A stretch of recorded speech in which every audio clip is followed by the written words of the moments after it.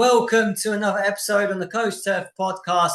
I'm Coach Daniel Northeast, that's Daniel Northeast for short, and we're joined once again in this World Cup 2026 series on this channel by Colin Reid. Hello, Colin. Hello. Yeah, I'm good, very well, thank you. Not sure if you picked it up, the mic just went silent for a minute, so I'll just repeat that question again. How are you this morning, or this evening actually? How are you? Yeah, I'm fine, thank you. And what you probably noticed, I'm in a different location in the garden today because the sun is absolutely sweltering, and because we're doing this a bit later, it causes a few problems. So I've moved to the back of the garden where it's a little bit cooler and I've got some shade. So hopefully it'll be okay and we'll be able to get through the podcast. All right. Absolutely, I'm positive we will. Colin, we're going to be talking today about the quarterfinals. We're going to go through all of the games, and we're going to mention, of course, the Norway-England game, and then we're going to end with our predictions and the way we see the semi-finals going. So, yeah, let's start with the quarterfinals. We're starting with the first game, France and Morocco. What can you say about that? Yeah, I think France and Morocco was always going to be billed as a good game, and it was a good game, to be honest. I know France won 2-0. There was some interesting things in the game and interesting moments. Like I said, I had fully expected for France to go through, and they did. However, like we said at the start of the competition, Morocco were heavily tipped. They have been the best African nation. Again, when you look at it, I think Mbappe missed another penalty, didn't he? So what was really interesting, obviously, to see France playing, and I think there was a suspension, and they didn't have their normal front four in. But like I said, they are still impressive. They are still the team to beat, in my opinion. And like I said, an interesting stat come out of there's been over 60 penalties, and over a third of them, around about 60 odd penalties, 61, 62, and over 20 have been missed. So that was very interesting. And I think the style of way people are taking penalties now is, I think there needs to be a law change around the run up, if I'm personally speaking, because obviously now you can stutter and you can start, and that the goalkeeper has to wait until you actually take that penalty. But I'd like it to sort of be resolved and say, look, once you start that run up or walk up, whatever you want to do, it's got to be continuous from the moment that you start that momentum, whether you decide to walk or run up, and then you've just got to go through with it nice and smooth. So, but no, it was a great opening game to get us off in the quarterfinals. And like I said, France were going through, and then when they got through, it was who they're going to play. Is it going to be Spain or Belgium? And then on Friday evening, we had that Spain and Belgium game. And to be fair, Belgium did well, but expectations were Spain were going to win. And although Spain dominated possession, again, they couldn't break down. And it is difficult to break down a team that defends deep, defends late. And they eventually got the result 2-1. So I don't know if you want to comment on anything, because that sets up a fantastic semi-final between France and Spain, two countries that have a history in World Cups, and are playing some really good football. And like you say, the rivalry between France and Spain is no different between, say, England and Scotland. But when I say that, in terms of football rivalry, that's not the rivalry that Scotland want, but in terms of the fans. But it's going to be a fantastic game, and I know we're going to talk about that a little bit later, but very much looking forward to that. Is there anything you want to add on either the France, Morocco, or Spain, Belgium game? For me, when I looked at that and watched that game, that France Morocco game, it was a kind of, from France's point of view, it was some of the play that I come to expect. It was France for me are still the team that will probably go on to win it. I think they've got that strength in depth. They've got that squad. They've got players who can, come on and make that impact if the players on the pitch are not, for whatever reason. Morocco did their bit. They did try, but this was a game where I'm not surprised that France eventually went on to win it. Penalties, as you mentioned, they can be missed. I agree with you with the run up. I think they should have some sort of laws because it's getting more of a ritual now for people to actually put probably a lot more thought into the actual run up than the actual strike, or making a quick decision to where am I going to put it. Um, but no, I think France are really good. I think that was also another very professional performance game from them. But I'm going to be honest, the next game, Spain and Belgium, finally Spain impressed me. I liked the movement. I think it was caused a little bit, I feel, by the fact that Belgium, they did play to a certain good level. Although I do feel that Belgium themselves could have played better. I felt at times that Belgium were a little bit, maybe a bit too cautious. Maybe they didn't believe. I don't know. I don't know what it was. It didn't seem like like a, because I saw that in the previous two games there was this kind of, they were getting into the tournament, Belgium. Whereas Spain, for me, in the games, they were getting the wins. It was a lot of, I said, discipline, basics done right. Here, a bit of the same, but they added to that. Spain, for me, in this game, finally, they added the movement. It was a lot, at times it was a lot more dynamic. And I think if they play that way and even add to that against France in the semis, I think they're giving themselves a much better chance with going through to the final. Um, but as I said, it was nice to see from from Spain, that they had this kind of performance, because you've spoken about Spain on a numerous occasion. I've wanted to see this kind of wow factor from them, and maybe it wasn't to that level that I still would like to see, but it was like, great, now something's happening. Something like a dimension. They've got another dimension. Because you've got that player. For example, Cucurella, he's been impressive, but I want to see more of that from some of the other players.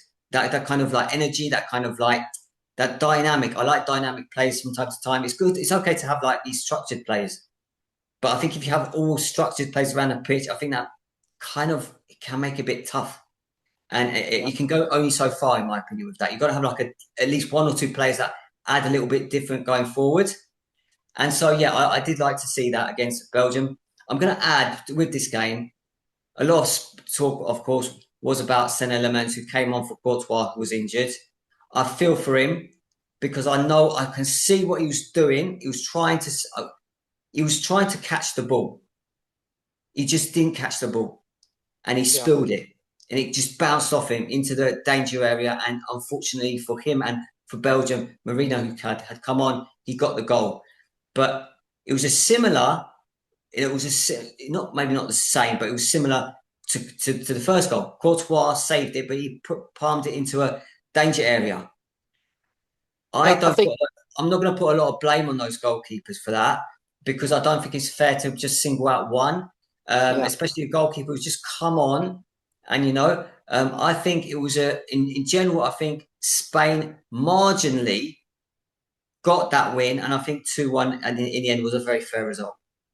Yeah, I think it was justified, and we can talk about the ball and the atmosphere and the way it travels, and that has been proven over the World Cup, I think, in terms of some goalkeeping errors or getting beat. But moving on to the Argentina-Switzerland game, although that was played in the early hours this morning, it was the last game before we go on to England. Um, Argentina won 3-1. I fully expected them to win. However, I have a very good friend that watched the game, and he said, and I'll watch it later, no doubt, that Switzerland dominated in the second half. So, Argentina have got through, and England will now be facing Argentina, and it's a chance to get our own back for results from the past. So, very much looking forward to that. But now the big one, England beating Norway last night 2-1, and obviously I'm pleased because it gives us the opportunity to progress through to the semi-finals to play Argentina. But again, if I'm honest, we looked so slow, sluggish. And I think, like I said to you at the start of the tournament, there's too many teams in this tournament. And I think, last night ultimately would have been, if you'd done it as on a normal concept, a semi-final with the finals coming up. You can see the teams now, they've been out there a long time. They're fatigued, they're tired, there's injuries. So you're going to lack that quality. And I know it's the same for everyone or all the teams that go through. But for me, I think we're not seeing the best as we should do in world football. We've seen some great games, we've seen some great individual performances, we've seen some great goals. But like I said, England started off. We'll go through the lineup in a minute. A bit sluggish, and it was to be expected. Like I say, if we look at the lineups, we was talking about how we're going to start off at right back. So I've got a few sheets here. So I'm just checking this. This was the lineup. Pickford again was starting in goal. We had Stones, Konza, Gay, and O'Reilly at the back. Now, like I said, I didn't know that they was going to start with Stones as a centre half, but they did because they can trust Konza at right back. And then obviously two centre midfield, and that was a big debate whether Rice was going to start. And Rice did start with Anderson, and then Bellingham in that midfield 10 role. We started off on a 2 and a 1, and then up top, they kept us guessing with Madiaki starting on the right, Kane up top, and on the left was Gordon. So, yeah, I mean, we've had that, we've had those players playing in those positions, but it was a guessing game again for who was going to start. So, to me, if I look at the game and I go, look, Norway immediately gave us that respect. And for me, I had no doubts that we would win. Whether it be an ugly performance or not, I was sure we was going to win. But what was pleasing, I suppose, that we wasn't pleasing to go 1-0 down, but the fact that we showed is we can go a goal down, and we'll talk about the goal in a minute, but we've still got that belief and ability to find a way to win. And that's what we did, because it wasn't a great performance again. And I think over the period of the World Cup, we haven't really performed as fluidly as we'd like. But just going through the goal, there's a lot of press today and a bit of criticism for Pickford. But to be fair, the lad, no way did he mean to score. I mean, he scored, but he's cut in on their left. He's received it on their left. And Konza wasn't, able to prevent that. And he smashed it in the far post, and it's gone in off the far post. And people were talking about Pickford and should have saved it. But for me, they're one in 100 goals. You have that shot 100 times, it goes in once, another time it hits the post, and then the other 96 go wide or whatever. So no criticism. And I was thinking it'd be great if we could score before half time. And as we know now, yeah, we was lucky. I say we was lucky. We Bellingham's got that equaliser. And for me, that was a really important time to score. If you're going 1-0 down, you've got your team talk. Your team talk would be prepared something like, done, guys. Can't let a silly goal, because the second goal will probably kill us off. So we've now got to make sure that we do nothing silly and we be patient. But the very fact that you scored just before half time, the mood in the camp changes. So when you sit down, I can guarantee you and tell you from experience that when you go in that dressing room and you've equalised, the momentum's now in your favour. So them first 15 minutes after half time, if you can go down or go out and put a marker down, that's going to put you in a good place. So that's how I saw the first half. What were your feelings and thoughts on the team selection and the way we played our performance in the first half? I thought the team selection was pretty good, and I thought it was, it was good. But then again, I come back to the whole. For me, there's with Saka. I keep coming back to Saka because I think that's a very important position as well when you're going forward. And once again, there's a change, and I'm just wondering why that is. I thought Saka was going to play now from the start in games. Now, we don't know. Maybe it was in training. Maybe Madueke looked, better. Maybe we don't know this. We don't know what was said. Maybe after the Mexico game, maybe Saka wasn't feeling 100% to start, or maybe it was just Thomas Tuchel thinking, you know what, we might need Saka to come on for maybe that was just the thinking about behind it. But unless it's an enforced change, like for example, Kwanzaa couldn't play because he was suspended. He's been suspended, right? So that kind of change you understand. Yeah. This kind of change is like you could understand it, but we'd probably have to have information behind it. So I'm just hoping that it's not something that Saka's still not at that level Yeah. of readiness for the tournament, because I think, especially like in the next game against Argentina, I'd like to see him starting because we know what he can give. We know what he Yeah. can bring when he's on when he's on it. I'm not saying, I mean, Madueke he's a good player as well, but I just think Saka, when he's on it, he gives that extra level. It was interesting to see that he come on, but like we said, all through the tournament, we've had Saka and Madueke playing on the right, and on the left, we've had Gordon and Rashford. Now, it was interesting that Rashford never come on. So what you don't know, or what we don't know, is who's injured and who's not. And sometimes I think you like to keep the opposition guessing, and you don't want to tell people. And I know when I was in certain teams, you don't want to tell the opposition, and the fans like, well, afterwards in the bar, why didn't you play him? Why didn't you play him? And said, to be honest, he was injured, but we didn't want to tell you, because if we tell and announce that to the home supporters, then obviously the opposition are going to know that you're playing with someone else, but you've got to keep them guessing. So there's a lot of secrecy that goes on within the camp around that. And like I say, we don't know, because as you see last night at half time, Rice was substituted, and I think he made that decision himself. And I think when you know whether you're up to it or not. And I think there's a strong belief that we've got a deep enough squad, and then you've got to protect yourself for that semi-final. And I think if we have left Rashford out, there's obviously a reason that he might have a niggle, and it's the same with Saka. He may have had a niggle, and then to be fair, Madueke didn't really give anything. I thought he was poor. Let's be honest. And I think overall, again, it was a workmanlike performance from everybody, and we just did enough to win. But you've got to look at Kane. Never had a kick. He was instrumental in giving our goal away. Again, the press haven't picked it out, but he dropped deep. He received it 10 yards outside the box. He's tried to wiggle his way or not set it, and no one mentioned that. Get up the pitch. It was a rollout from Pickford. He's had his pocket pinched. He's had it nicked, and then he's tried to claim a free kick. And if you look, so the goal sort of originated from Harry Kane not getting up the pitch. So overall, Harry would have been disappointed with his performance. But then again, you look at Bellingham, and the goal that he scored, the first one was a great goal. The way that he was picked out. I think he was picked out on the left from Gordon, wasn't he? And it was rifled into him, and he's taken the ball and he's come across. He's beat one defender. He's gone past another one on the outside.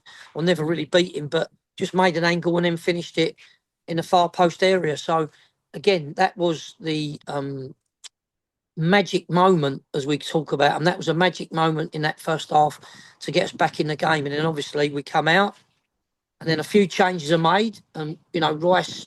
Who was Rice replaced by? I looked at that. Eze, yes. Although Eze didn't go and play in there, he dropped Bellingham into midfield to play alongside Anderson and pushed Eze higher up into that 10 role. So, yeah, we've got that ability. Bellingham's got that ability to play as a 24. He can play as a 10, 8 or 6. He's dropped back in there. And I think sometimes he's better when he comes from deeper. And like I said, then the next goal was a fantastic goal. And I think, as I remember, who was it? It was later on then Rodgers come on, wasn't it? Because it was Rodgers that picked the ball up. And if you look, his first touch wasn't the best. It almost went behind him when it's played to him. And he's taken, I thought, oh my God, where's that going? And then he's had another touch to set himself.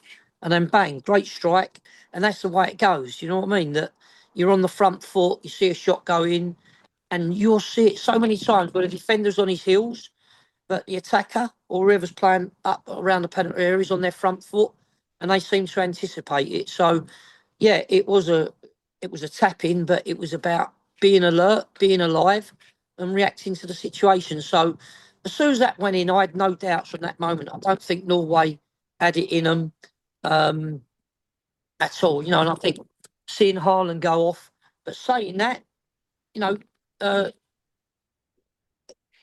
Pickford had to make a couple of good saves because once they hit the crossbar as well, so it wasn't plain sailing, and you can't underestimate anyone. Anyone that gets to a quarter-final's got to have something about them. And I think that Norway didn't really have the belief to believe that they was going to beat us. And I think that mentality, whereas England have now got that belief that we can go one down and we can find a performance or we can find a way to win. I wouldn't say we can find a performance because, again, if you had a look last night, there wasn't too many that done well. They spoil others' game, and that's all part of it, and that's part of football. But I didn't see that fluidity, and I think again, having watched Spain and seen the fluidity and the way the movement, and I actually put on social media last night. I can't see any patterns that we work on in terms of in them wide areas where people rolling it, running beyond, whether it be on the overlap or underlap, or being bounced inside off one of the nearest players and played round the corner. So for me, we've got a result. I think Thomas was really honest afterwards in saying he was lucky. There was obviously controversy over the ball apparently in the overhead wire, which I haven't seen. I'm not saying it happened or it didn't happen, but I think where it actually did happen, if it did happen, then it didn't change the direction of the ball as far as I'm concerned. I've played on pitches, and there are pitches that you play on in 3G where there's wires above it and the ball, and you can see it. It does deflect, and then you restart with a drop ball. But I didn't see there was anything too profound in the movement of the ball. But like I said, we'll take that because if you're going to win the World Cup, you're going to need a bit of luck. But now it puts us into that position again now where we're talking about playing Argentina, and I think we owe one. And we deserved a bit of luck because of the Maradona handball back in the day. And I think the other one where Beckham got sent off I think it was Simeone. Back in the day, he did that petulant kick out when he was on the floor. So a few scores to settle with Argentina, and one I'm very much looking forward to on Wednesday. But like I say, the evening before on Tuesday, looking forward to the France-Spain game. I don't know if we're going to talk about that beforehand, but like I said, overall, England have got through. The nation's really pleased and proud. But like I say, this is a great opportunity. I don't see a better opportunity to get to a World Cup final than beating, let's be honest, an average Argentina side. And if we look at the sides who were in the semi-final, and I picked all four, France, Spain, Argentina, England as an outsider. So as far as I'm concerned, I'm pleased with the teams that are in there. But like I said, we won't get a better opportunity to beat an average Argentina side. Although they've got a few good individuals, I think it's there for the winning. It's there for the taking. I don't think we can honestly have played as bad as what we did last night, this week. Obviously, Mexico was probably one of our better performances last week. But I think that, the signs are there for us to go and take the game, and let's not be frightened of playing Argentina. Let's go and get on the front foot because they haven't always dominated possession, and I think they'll be more wary of us than we will of them. But we'll respect them. But I expect, and I really do expect, England to go and get the result to take us to the final. After this game, I think it's a different game as well. It's a different opponent. It's a different style of opponent. When I was watching it, the Norwegians seemed like they were making it difficult, even a little bit, physical. They've got that, and Scandinavian approach. They did make it hard, and they were creating chances. And they had a really good tournament in my opinion. Norway. I kind of when I think about their goal, it was a bit of a maybe it was a bit of a fluke in a way, but it was a nice goal for the lad to score. I think it was his first goal. I think I read somewhere, Yeah. but yeah, I mean, it's one of those. It's easy to say that Pickford could have done better because it went in. Well, you always hear these kind of things. But what was really nice, I think you mentioned it, is that after going down, England got the goal, and they got the goal. Yes, in circumstances that now people are saying, yeah, as you said, hit a wire or something. If it did, then I don't know. It's up to the referees in those circumstances, whatever. But I didn't see any as it was before the goal had actually gone in. And straight after Gordon getting the ball, I didn't see any one of those Norwegian players stop or put their hands up or point to theirs. It was after the goal was scored. So in a way, I think it's just come on. But I'm really impressed with Bellingham, the way he got the goal. He got the pass and then he took on those players, and that's a player full of confidence, world class, and he has been our best player this tournament. Without a doubt. And I think you've got to give some praise to Thomas over that because, let's be honest, his character has been questioned. And Thomas was strong enough to actually leave him out of a couple of squads. I don't know if you remember. Not only has he left him out a couple of squads, he hasn't started him in some games, previous before the tournament. And I'm thinking that's the kick up the backside that he needed. And I think he's now obviously, he's always been very talented, but there have been question marks around his character. And I don't think he's a bad character. He's a a character that wants to win, and it's been levelled that he's dug people out. And in a way, that's leader material. But I think as he gets older, it's the way that you dig people out, if you like. But like I said, he's showed that he's truly world class. And when Kane didn't perform last night, then Bellingham stepped up to do that. And what it showed for me was something really good that the England team have been accused of, and I'm one of them, about lacking character and showing that resilience. But they showed character, resilience in abundance last night, and let's just hope that we can maintain that, because I know we got some very tired bodies playing in very extreme temperatures, and it does catch up with you. The heat, the humidity, being away from home for a long time, not seeing the families. So let's hope that Wednesday we can put all that aside. And there is another 2 games to go for us, whatever happens, because even if we lost the semi-final, we've got the 3rd and 4th place playoff game, which is always a bit of an anticlimax, whoever's in it. But like I said, I fully expect us to take the game to Argentina, and I'm expecting an England win. And Thomas will be saying that to the players, guys, listen, there's no excuses. We've come this far. I was brought in, you got to the semi-final, I believe, last time against France. We can go on and win it and get to the final. So we'll talk about the final if and when we get to it. But like I said, looking forward to the other semi-final. I'm expecting Spain, or I want Spain to beat France. And I expect England to beat Argentina. And that's my honest opinion. And then I would love England to beat Spain, but that's a different game, or England to beat France. But yeah, that's how I see it. Please, looking forward to both games, and hopefully next time we talk, we'll have an England result. Well, hopefully it's going to be a good result next time we talk about this. So you're going for Spain-England final. Yes. Yes. I'm going to go with a France-England final because I'm standing by my prediction of France getting to the final at least. I've just been really impressed, but I do agree with you. I think we have a strong enough team.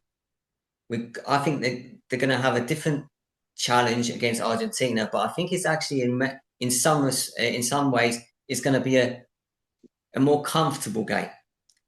Yeah, I don't I think think England are Argentina are comfortable. Sorry, I think England are comfortable when they're the underdogs, because in lots of people's eyes they'd be the underdogs, and in that dressing room, they will not be the underdogs because Thomas won't let them believe they're the underdogs. And if they want to use that psychology to say, look, around the world, you're not expected to win. But I'm telling you, in that England camp and in that England dressing room, all the build up, all the lead up to it will be about we dominate possession. We get at them. Don't feel frightened. We've no need to fear them. We'll respect them, obviously, and we'll do our homework around, the strong areas, which we obviously know who in particular. One man who's probably one of the greatest players the world has ever seen. And there's some other couple of good ones in McAllister that's played in England. So, and they've got a fantastic goalkeeper. So for me, the signs are good and I fully expect it. I think it'll be an odd goal again. I think the France Spain, odd goal either way with England. And do you know what? I think we could even win if we get off to a good start. I think we can even beat them by a couple of clear goals. But only time will tell. And I'm looking forward to Tuesday and Wednesday evening.